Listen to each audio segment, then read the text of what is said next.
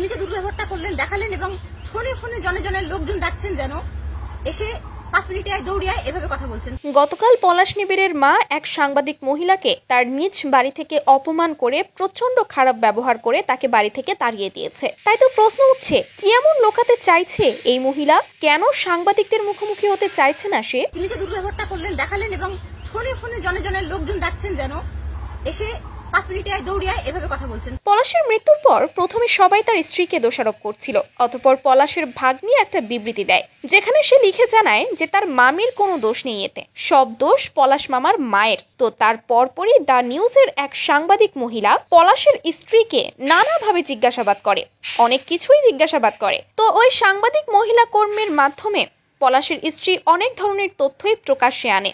যেমন সে তার শাশুড়িকে নিয়ে বেশ কয়েকটি মন্তব্য করেছে। তার শাশুড়ি নাকি শুধুমাত্র রাত ছাড়া তাকে পলাশের কাছে যেতে দিত না, বাড়িতে ছেঁড়া জামা কাপড় পরিয়ে রাখত।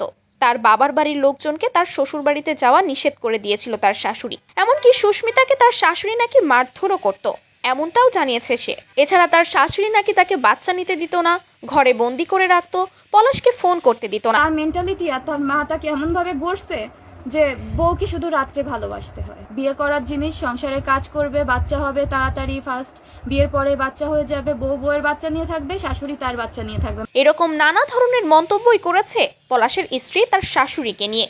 কিন্তু প্রশ্ন হলো, সে কি আসলে সত্য বলছে নাকি মিথ্যা? সেটা তো যাচাই বাছাই করতেই হবে। আর সেটা যাচাই বাছাই করতেই দ্য নিউজের এই মহিলা কর্মী পলাশের মায়ের বাড়িতেও হাজির হয় তাকে জিজ্ঞাসাবাদ করতে।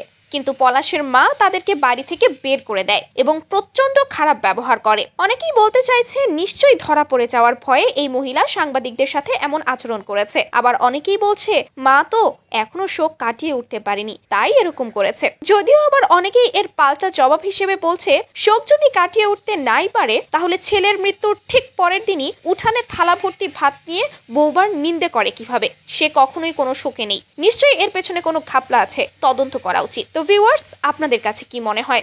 আসলে কি বিষয়টা আরো তদন্ত করে দেখা উচিত? অবশ্যই কমেন্ট করে জানাতে ভুলবেন না আপনার গুরুত্বপূর্ণ মতামতটি।